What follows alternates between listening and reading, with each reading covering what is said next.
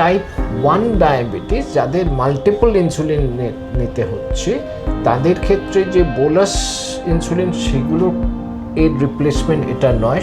একদিন হাইপোগ্লাইসেমিয়া হলে পরের দিন হয়তো ইনসুলিন নেবে না, কিন্তু এখানে তো একবার দিয়ে দিলে সে 7 দিনের পর তো তার আবার গল্পটা আসবে। এদের ক্ষেত্রে কি হবে তাহলে? হাইপোগ্লাইসেমিয়ার রিস্কটা এদের তাহলে বেড়ে যাবে কিনা? রোজ নয়, সপ্তাহে মাত্র একবার একটি মাত্র ইনসুলিন। ডায়াবেটিস চিকিৎসার ক্ষেত্রে আমরা প্রত্যেকেই জানি যে অত্যন্ত গুরুত্বপূর্ণ হচ্ছে ইনসুলিন। আর সেই ইনসুলিন যাদেরকে প্রতিদিন নিতে হয় তাদের জন্য একটা খুশির খবর যে সপ্তাহে একবারই তারা ইনসুলিন নিলে তাদের যে ইনসুলিনের প্রয়োজন সেটা পূরণ হয়ে যাবে। আজকে আমরা এসেছি প্রখ্যাত এন্ডোক্রিনোলজিস্ট প্রফেসর ডক্টর শুভঙ্কর চৌধুরীর কাছে। স্যার নমস্কার। প্রথমেই আপনাকে ইমেজ বেঙ্গল হেলথ কেয়ারে স্বাগত। বেশাল ইনসুলিন এসেছে এবং সেটি মাত্র সপ্তাহে একটাই নিলেই যে 7 দিন নিতে হতো সেটা নিতে হবে না, মানে 365টা এখন দাঁড়ালো 52তে গিয়ে। আপনি কি বলবেন স্যার? আমি ডায়াবেটিসের চিকিৎসাটা তো একদম খুব সিম্পল না, তো সেখানে যে কোনো নতুন একটা দিক এলে উই ওয়েলকাম দ্যাট। নিশ্চয়ই কোনো না কোনোভাবে এটা চিকিৎসায় সাহায্যই করবে। শুধু যে কথাটা বললেন যে বেসাল ইনসুলিন, তার মানে হচ্ছে যে নর্মালি আমাদের শরীরে কন্টিনিউয়াসলি একটা লো লেভেল অফ ইনসুলিন সিক্রিটেড হয়, তৈরি হয়, প্যানক্রিয়াস থেকে বেরোয়। সেটা আমি খাচ্ছি না খাচ্ছি, ঘুমিয়ে আছি, কাজ করছি না করছি, সবসময় একটা লো লেভেল মেনটেন করে। এর পরে যখন আমরা খাই খাবার, সেই সময় একটা acute spike of insulin, high level of insulin যায়, গিয়ে ওই যে খাবারের জন্য যে সুগার রাইজটা হতো সেটাকে স্তিমিত করে। সুতরাং আমাদের যে ইনসুলিন রিকোয়ারমেন্ট সেটা হয়তো 2 রকমের। একটা হচ্ছে বেসাল ইনসুলিন আর একটা হচ্ছে বোলাস ইনসুলিন বা প্র্যান্ডিয়াল ইনসুলিন, খাবারের সঙ্গে সঙ্গে যেটা দরকার। এখন ডায়াবেটিস আমাদের মূলত 2 রকমের ব্রডলি। টাইপ 1 ডায়াবেটিস যাদের শরীরে ইনসুলিন একেবারে তৈরি হচ্ছে না, তাদের সকলকেই এই বেসাল এবং বোলাস 2 রকমের ইনসুলিন দিয়ে চিকিৎসা করতে হবে। আচ্ছা, আরও ভালো আজকের দিনে ইনসুলিন পাম্প আছে, কন্টিনিউয়াসলি ইনসুলিন শরীরের মধ্যে যাবে পাম্পের মাধ্যমে। কিন্তু যেখানে টাইপ 2 ডায়াবেটিস, যেটাই কিনা আমরা সবচেয়ে বেশি সংখ্যায় দেখি, তাদেরও অনেকের ক্ষেত্রেই ইনসুলিন দেওয়ার দরকার পড়ে। তাদের ক্ষেত্রে দেখা গেছে যে অনেক ক্ষেত্রেই ইনসুলিন মানে এই পুরো বোলাস বেসাল এরমভাবে একাধিকবার ইনসুলিন না দিলেও চলে, একটি করে ইনসুলিন দিলে চলে, দিনে একটি করে ইনসুলিন। তো যাদের এই একটি করে ইনসুলিন দিলে কাজ হতে পারে, তাদের ক্ষেত্রে এই নতুন যে ইনসুলিন এলো সেটা রোজ একটার জায়গায় 7 দিনে একটা, এটা নিশ্চয়ই একটা ওয়েলকাম, একটা অ্যাডিশন টু ট্রিটমেন্ট। আমরা নতুন একটা কিছু অফার করতে পারবো পেশেন্টদের। যাদের টাইপ 1 ডায়াবেটিস, যাদের মাল্টিপল ইনসুলিন নিতে হচ্ছে, তাদের ক্ষেত্রে যে বোলাস ইনসুলিন সেগুলো এর রিপ্লেসমেন্ট এটা নয়। সপ্তাহে একটা নিলেই আর কোনো তাকে টাইপ 1 ডায়াবেটিসের ইনসুলিন নিতে হবে না, এরম মনে করলে ভুল মনে করা হবে। তাদের বোলাস ইনসুলিনগুলো খাবার আগে আগে শর্ট অ্যাক্টিং ইনসুলিন নিয়ে যেতেই হবে। এখন রোজ একটা করে যেটা নিতে হতো সেটা সপ্তাহে একটা নেওয়া যেতে পারে। আমাদের দেশে এখন এই যে নতুন ইনসুলিনটা এসেছে, মানে অফিশিয়ালি লঞ্চড, কিন্তু এখনও পেশেন্টের কাছে পৌঁছে দেওয়ার জায়গায় আসেনি, হয়তো আর কয়েকদিনের মধ্যেই সেটা সম্ভবপর হবে। এই ইনসুলিনটা টাইপ 2 ডায়াবেটিসের জন্য অ্যাপ্রুভাল পেয়েছে, টাইপ 1 ডায়াবেটিসের জন্য অ্যাপ্রুভাল পেয়েছে। অনেকে বিদেশে, অনেক দেশে হয়তো এটা টাইপ 1-এর জন্য অ্যাপ্রুভড নয়। আমাদের এখানে টাইপ 1 ডায়াবেটিসের জন্য অ্যাপ্রুভড, কিন্তু ইন অ্যাডাল্টস, বাচ্চা, একদম ছোট্ট বাচ্চা যা টাইপ 1 ডায়াবেটিস, তাদের জন্য এখনও এটা অ্যাপ্রুভড নয় একেবারে। স্যার তাহলে যেটা খুব ইম্পর্টেন্ট যে এটা কিভাবে কাজ করবে, এটা আমাদের একটু জানার, এবং সাধারণ যে ইনসুলিন যেটা এতদিন ধরে আমরা জেনে এসেছি সেই ইনসুলিনের সঙ্গে এই ইনসুলিনের পার্থক্যটা ঠিক কোন জায়গাতে? এই ইনসুলিন নর্মালি তো আমরা শরীরের মধ্যে এমনি তৈরি হয়, কন্টিনিউয়াস হতে থাকে, কিন্তু আমরা যখন ইনসুলিন দিচ্ছি, ইনসুলিন পাম্পের মাধ্যমে না হয়ে যখন বাইরে থেকে ইনজেকশন ফর্মে দিচ্ছি, সেগুলো আলাদা আলাদা ডোজ করে দিতে হয়, কন্টিনিউয়াসলি তো আর দিতে পারি না। তো সেই জন্যই শরীরে তো এরম আলাদা বেসাল আর বোলাস বলে আলাদা আলাদা ইনসুলিন নেই। ইনসুলিন একটাই, সেটা একটা কন্টিনিউয়াস স্লো সিক্রেশন হতে থাকে, তার উপর মাঝে মাঝে সেটা বাড়ে, মাত্রাটা বাড়ে। তো আমরা এটা বাইরে থেকে দেওয়ার সুবিধার জন্য আলাদা রকম একটা বেসাল ইনসুলিন, বোলাস ইনসুলিন এগুলো করেছি। এই বেসাল ইনসুলিনটাও আগে যা ছিল সেগুলো সত্যিকারে পুরো 24 ঘন্টা একটা ইনসুলিনের মাধ্যমে কাভার্ড হতো না। সেইগুলো দিয়েই আমরা বড় হয়েছি, আমরা সেগুলোই ব্যবহার করে এসেছি। কিন্তু আস্তে আস্তে নতুন যা বিজ্ঞান এবং প্রযুক্তি ইমপ্রুভ করেছে, তাতে আমরা বেটার কোয়ালিটির বেসাল ইনসুলিন পেয়েছি। এখন যেগুলো আছে সেগুলো প্রায় ট্রুলি ওয়ান্স ডেইলি, একদম একটা শটে সারা 24 ঘন্টা বেসাল নিডটা কাভার করে।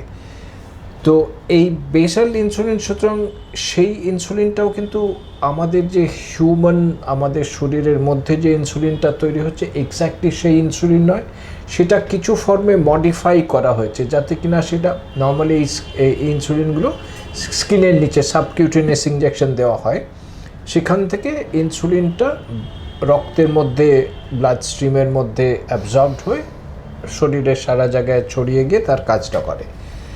এখন এই অ্যাকশনটাকে প্রলং করার নানা রকম মেথড আছে। ওই ইনসুলিন মলিকুলটার কিছু চেঞ্জ করা হয়, তার সঙ্গে আরও কিছু অন্য একটা প্রোটিন বা অন্য একটা ফ্যাটি অ্যাসিড যোগ করে দেওয়া হয়, বা ইনসুলিনটাকে এমনভাবে মডিফাই করা হয় যাতে ইনসুলিনটা যে স্কিনের নিচে যেখানে দেওয়া হলো সেখান থেকে চট করে অ্যাবজর্বড না হতে পারে, ওখানে যাতে জমাট বেঁধে যদি জমে পড়ে যায় তাহলে চট করে অ্যাবজর্বড হবে না। সেখানে ওই ইনসুলিনের পিএইচ, অ্যাসিডিটি ইত্যাদি কন্ট্রোল করেও এগুলোকে করা যায়, বা অন্য রকমভাবে কোনো একটা অ্যাটাচমেন্ট করে তার অ্যাবজর্পশনটাকে স্লো ডাউন করা যায়। তো অলরেডি এইসব বিভিন্ন রকমের মেকানিজমে ইনসুলিনের, হিউম্যান ইনসুলিনকে মডিফাই করে তাকে প্রপার বেসাল ইনসুলিন করা হয়েছে। এখন যে ইনসুলিনের কথা আমরা বলছি সেটাও কিন্তু সবকটাই কিন্তু ইনসুলিন, প্রপার ইনসুলিন, সে শরীরের মধ্যে অ্যাবজর্ব করে যে হিউম্যান ইনসুলিন সেরকমের ধরনেরই সেই ইনসুলিন রিসেপ্টর, যেখানে ইনসুলিন যেখানে কাজ করে কোষের ওপর, সেখানে সে ইনসুলিন হিসেবেই কাজ করবে। কিন্তু এটা অ্যাকশনটা অনেকটা প্রলং করা হয়েছে, একদিনের থেকে এটা 7 দিন অবধি যাতে কাজ করে সেই ব্যবস্থা করা হয়েছে। So it's another form of insulin, but insulin হিসেবেই এটা কাজ করবে। একদম। স্যার, আরেকটা বিষয় খুব গুরুত্বপূর্ণ, যে হাইপোগ্লাইসেমিয়া, এই হাইপোগ্লাইসেমিয়ার বিষয়টা আমরা অনেকেই জানি যে এর অনেকগুলো নিয়ম আছে সেই ইনসুলিন নেওয়ার ক্ষেত্রেও। এই যে 7 দিনে একবার, এক্ষেত্রে হাইপোগ্লাইসেমিয়ার যে ঝুঁকিটা সেটা ঠিক কোথায় থেকে যাচ্ছে? ঠিক এইটা হচ্ছে একদম ভেরি ক্রিটিক্যাল কোয়েশ্চেন। এইগুলো যখন এই ইনসুলিনটা যখন ডেভেলপড হচ্ছিল, যখন স্টাডি ট্রায়ালস এটসেট্রা হচ্ছিল, আমাদের সামনেও সেগুলো উপস্থাপনা করা হয়েছিল, এই প্রশ্নটা আমরাই রেখেছিলাম যে তাহলে এদের তো ইনসুলিনটা, আমরা ধরুন রোজ যে ইনজেকশন নিচ্ছে, একদিনে হাইপোগ্লাইসেমিয়া হলে পরের দিন হয়তো ইনসুলিন নেবে না, কিন্তু এখানে তো একবার দিয়ে দিলে সে 7 দিনের পর তো তার আবার গল্পটা আসবে। এদের ক্ষেত্রে কি হবে? তাহলে হাইপোগ্লাইসেমিয়ার রিস্কটা এদের তাহলে বেড়ে যাবে কিনা? তো এখানে একটি স্টাডি যেগুলো করা আছে, যে কোনো একটা নতুন ওষুধ আসার আগে তো নানা রকম ক্লিনিক্যাল ট্রায়ালস হয়, সেই ট্রায়াল ডেটাতে অ্যাটলিস্ট দেখা যাচ্ছে যে হাইপোগ্লাইসেমিয়ার রিভার্সাল যে কত তাড়াতাড়ি হবে, একবার হওয়ার পর আবার সুগারটা কমে যাচ্ছে কিনা, সেইখানে কিন্তু দেখা গেছে যে এই ইনসুলিনে হাইপোগ্লাইসেমিয়ার রিস্ক কিছু বেশি বাড়ছে না। সুতরাং সেই দিক থেকে অ্যাটলিস্ট আমরা ট্রায়াল ডেটা থেকে আমরা রিজনেবলি অ্যাসিওর যে হাইপোগ্লাইসেমি নিয়ে বাড়তি খুব দুশ্চিন্তা করতে হবে না। এরপর তো ব্যবহার করে আমাদের এক্সপিরিয়েন্স এটসেট্রা আসবে, সেটা পরের কথা, কিন্তু এখন থেকে মনে হচ্ছে না যে এটা নিয়ে মেজর সমস্যা হবে। আচ্ছা, নেক্সট হচ্ছে যে যারা প্রতিদিন ইনসুলিন নেন তারা কি অতি সহজেই এই যে নতুন থেরাপি এলো এটাতে পরিবর্তন করতে পারবেন? করতে পারবেন। যে বেসাল ইনসুলিন যেটা আছে এখন, কিছু এই কারা কারা এই ইনসুলিন নেওয়ার উপযুক্ত, এই নতুন ইনসুলিনটা, এটা হতে পারে যে আজকে প্রথম যাকে টাইপ 2 ডায়াবেটিস যাকে আমরা ইনসুলিন শুরু করার কথা মনে করলাম, তাদের আদারওয়াইজ আমরা রোজ হয়তো একটা করে বেসাল ইনসুলিন দিয়ে শুরু করতাম, তাকে আমরা একটা দিনে একটা করে না দিয়ে 7 দিনে একটা ইনসুলিন দিয়ে শুরু করতে পারি। দ্বিতীয়ত হচ্ছে যারা অলরেডি দিনে একটা করে বেসাল ইনসুলিন পাচ্ছেন এবং আদারওয়াইজ কন্ট্রোলে আছেন, স্টেবল আছেন, তাদের আমরা তার যেরকম ইচ্ছা প্রয়োজন ইত্যাদি অনুযায়ী আমরা সেটাকে চেঞ্জ করতে পারি। তার মানে এই নয় যে প্রত্যেকেই যারা স্টেবল আছেন তাকে আজকে চেঞ্জ করতেই হবে, তেমন না। অনেকে রোজ নেওয়াতেই খুশি থাকতেই পারেন। বরং একটা সমস্যা হতে পারে ছোট্ট, যে সপ্তাহে একদিন আবার নেওয়াটা ভুলে যাওয়ার চান্স আরেকটু বেশি রোজ নেওয়ার থেকে। তবে তো সুতরাং যারা অলরেডি ইনসুলিনে আছেন, যারা বেসাল ইনসুলিনে আছেন, তারা সে জায়গায় রোজকার জায়গায় 7 দিনের কথা চিন্তা করতে পারেন। সেটা টাইপ 1 বা টাইপ 2 দুটোতেই হতে পারে, অ্যাডাল্ট টাইপ 1 হতে হবে। আর অন্যদের যাদের শুরু করার কথা মনে করা হচ্ছে তাদেরও 7 দিনের একবার করে ইনসুলিন দিয়ে শুরু করা যেতে পারে।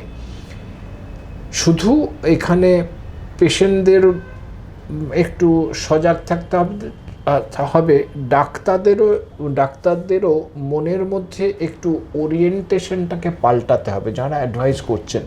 কারণ আজকে দিনে আমরা 10 ইউনিট দিয়ে হয়তো ইনসুলিন শুরু করি, আজকে 7 দিনের ডোজটা কিন্তু 70 ইউনিট হয়ে যাবে। সেটা লিখতে গেলে অনেকেই ইতস্তত করতে পারেন, ডাক্তার এবং পেশেন্টও, যারা হয়তো কিছুটা উন্নত আত্মীয় স্বজন কারোর কাছ থেকে শুনেছেন ইনসুলিন পান, 5 ইউনিট পান, 10 ইউনিট পান, 15 ইউনিট পান, তাকে 70 বা 100 ইউনিট ইনসুলিন বললে মনে একটু দুশ্চিন্তা হতে পারে। সেটা কিন্তু আমরা অ্যাসিওর করতে পারি based on clinical trial data যে এইরকম লার্জ অ্যামাউন্ট অফ ইনসুলিন একবারে দিয়ে দিলে ক্ষতি কিচ্ছু হচ্ছে না, কারণ ইনসুলিনটা ওখানে স্কিনের নিচে জমা থাকছে, তারপর ধীরে ধীরে ইনসুলিন যেটা ব্লাডে আসছে সেটা খুব স্মল অ্যামাউন্টসেই আসছে। সুতরাং একসঙ্গে ওই 100 ইউনিট ইনসুলিনের কাজ হয়ে যাচ্ছে না শরীরে। একদম স্যার, তাহলে সেক্ষেত্রে ধরে নিতে হবে যে বিরাট কোনো পার্শ্ব প্রতিক্রিয়া বা সাইড এফেক্ট নেই না, এবং at the same time efficacy wise also দেখা গেছে যে আমরা সুগার কন্ট্রোলের মাত্রা হিসেবে HbA1cটা মাপি আজকালকার দিনে, সেই HbA1c লোয়ারিং এফিকেসি অন্য যে বেসাল ইনসুলিন ছিল তার সমান বা কোনো স্টাডিতে একটু বেটারই দেখা গেছে। আচ্ছা, লাস্টলি যেটা বলবো স্যার, টাকা পয়সা, অর্থাৎ এটা অর্থর দিকটা খুব গুরুত্বপূর্ণ আমাদের ভারতবর্ষের মতো দেশে। তো সেটা কতটা সাধারণ মানুষের সাধ্যের মধ্যে আসবে, এই যে এক সপ্তাহে যেটা একটা ইনসুলিন নিতে হচ্ছে? এটা খুব বড় প্রশ্ন। তো এখানে আমরা যে বেসাল ইনসুলিন যে ব্যবহার করি তার মধ্যে লেটস সে মোস্ট অ্যাডভান্সড যে বেসাল ইনসুলিন যে দুটি আছে বর্তমানে, প্রতিদিনে ইঞ্জেকশন নিতে হয়, সেগুলো আমরা যদি ইউনিট হিসেবে ক্যালকুলেট করি, পার ইউনিট কস্ট এই নতুন যে ইনসুলিন আগের থেকে বরং কম। আগেরগুলো 4.5-5 টাকা পার ইউনিট কস্ট হয়তো পড়তো। নতুন এই ইনসুলিনের দাম যা আমাদের কাছে ইনফরমেশন আছে প্রবাবলি 3 টাকা 75 পয়সা, 3 টাকা 70 পয়সা, সেদিক থেকে কম। আরেকটা বেসাল ইনসুলিনও ওয়াইডলি ইউজড এখনও হয়, গ্লার্জিন U100 গ্লার্জিন বলে, সেটাও কার্যকারিতাতে খুব খারাপ নয়, সেইটার দাম কিন্তু কম। U100 গ্লার্জিনের দাম পার ইউনিট হয়তো পরে $2.5 থেকে $3 পার ইউনিট, এখানে সেটা প্রায় $1 দাম বেশি পড়বে। একদম। আপনারা ভালো থাকবেন, ধন্যবাদ। নমস্কার।